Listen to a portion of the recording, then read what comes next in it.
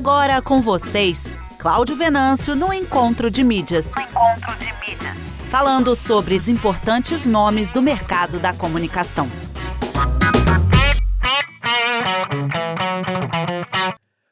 Amigos do Encontro de Mídia, bom dia, boa tarde, boa noite. Hoje uma alegria muito grande trazer para vocês essa figura especialíssima do nosso mercado, Raul Nogueira, dos grandes nomes da propaganda.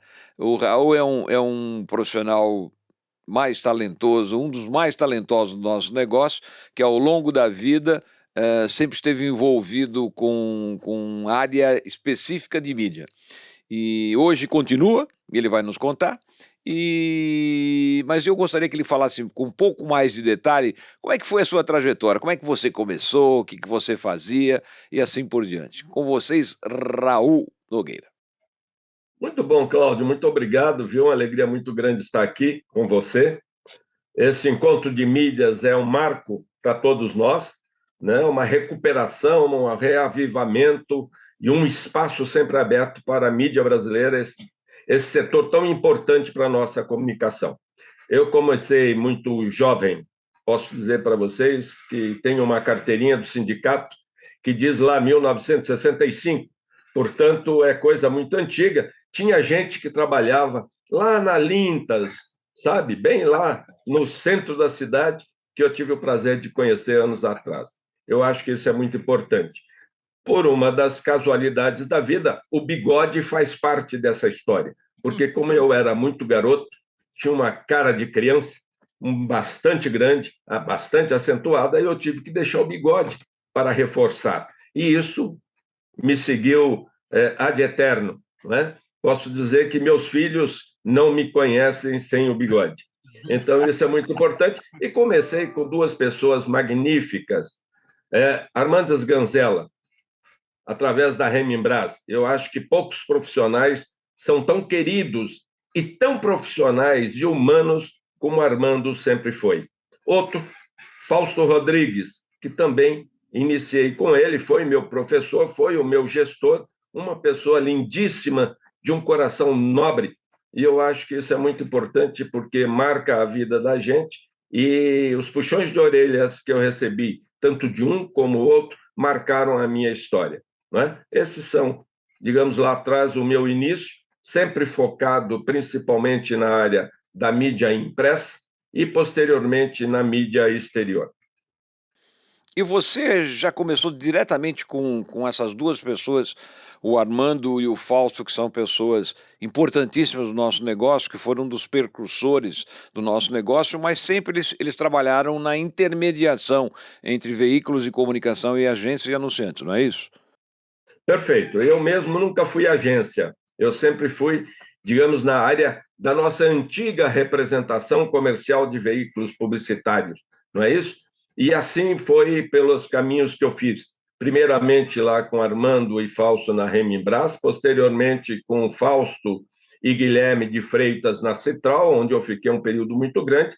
Tive uma passagem rápida, mas muito gostosa profissionalmente, muito eficaz profissionalmente, por um outro grupo de empresas reprenais, um ano apenas, e em seguida nós montamos com amigos queridos, não é, que até hoje temos a maioria deles juntos, que é justamente o Luiz Casale, o José Eduardo Moisés, o Álvaro Almeida, Carlão e o Carlinhos, infelizmente já falecido, que era o grupo da LC, a mais importante empresa de rádio que esse país teve na área da comercialização, posteriormente também na área da mídia exterior, e aí nós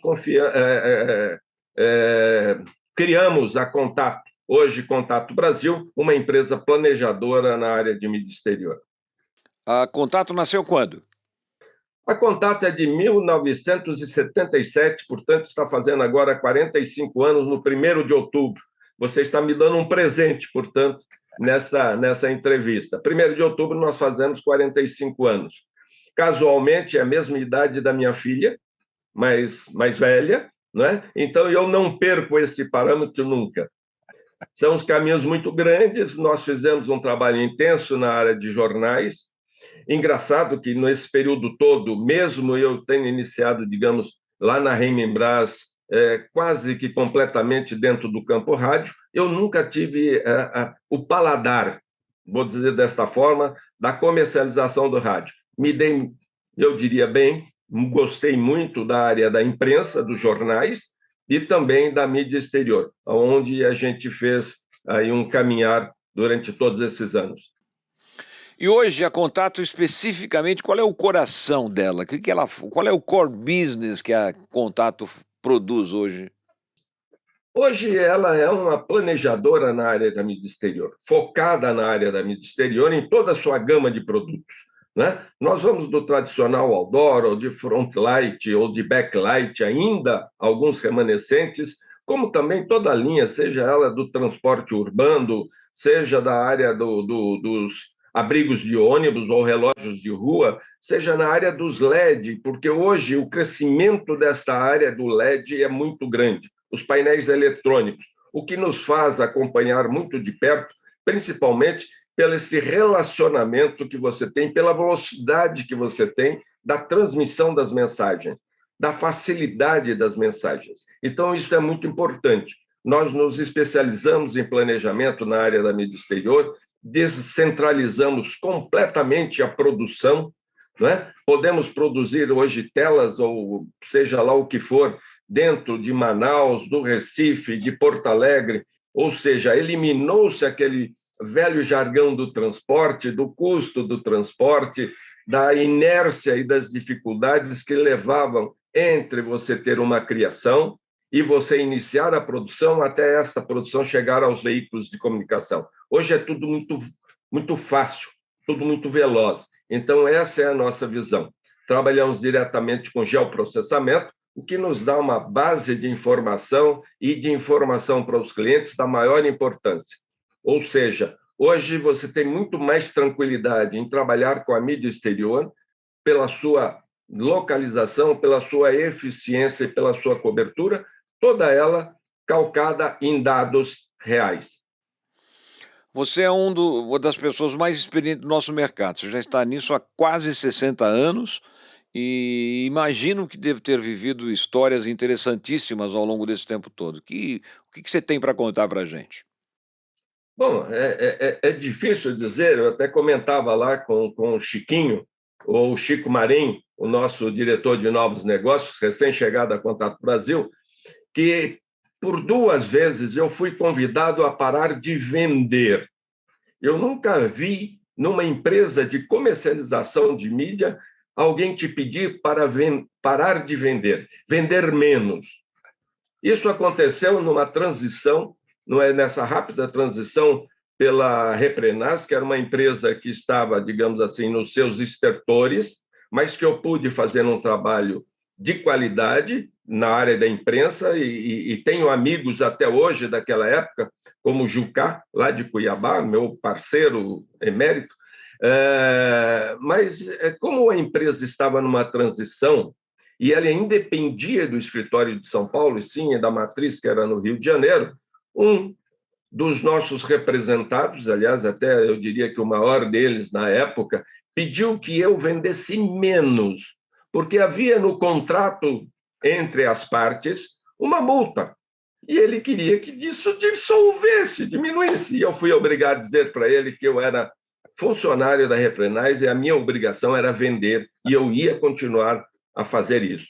A segunda foi através de uma empresa de outdoor, que era a segunda bandeira da casa, que provavelmente, por questões fiscais, ela poderia ser uma pequena empresa, né? E nós exercemos uma comercialização muito forte e, digamos que, ultrapassamos o necessário. E nós somos chamados a atenção que nós devíamos vender menos, porque isso estava dando problema fiscal. Eu acho que essa é uma particularidade muito grande. Uma outra coisa que eu acho muito importante, quando eu iniciei na mídia exterior, iniciei por uma empresa chamada Alinhares, hoje com 90, na realidade 91 anos. Eu acho que é a nossa mais antiga empresa de mídia exterior no Brasil na atualidade. E eu recebi esse credenciamento, eu estava na Citral nesse período, das mãos de José Linhares. Na realidade, existia ainda seu irmão, Adilson, e também o seu pai, Aderbal, não é isso? Isso são muitos anos atrás. E, de uma certa maneira, até hoje continuamos grandes amigos e fazemos negócios, como diz o outro, no fio do bigode. Ou seja, isso são alguns lastros muito importantes para a vida da gente. E, obviamente, um outro importante foi o Grandes Nomes da Propaganda, que hoje estamos com ele na área do portal, não é isso? Que você nobremente já se referiu, e nós começamos a fazer, no início do programa, ele deveria ter 2 ou 3 meses, o quadro de mídia exterior durante 5 minutos, todas as semanas.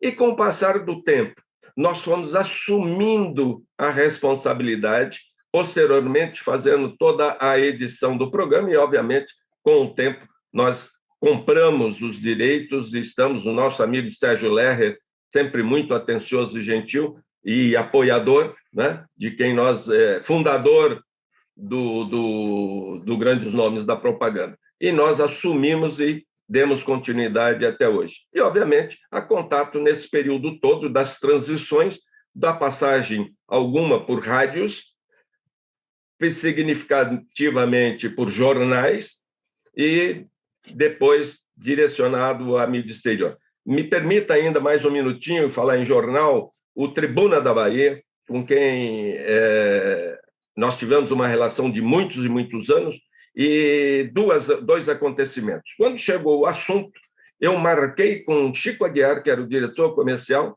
cheguei num voo de Transbrasil, olha bem, ainda era Transbrasil, que saía na faixa de 7 horas de São Paulo, chegava às 10 horas em Salvador, fui para o jornal, conversamos, almoçamos, peguei a credencial e falei, estou indo para o aeroporto.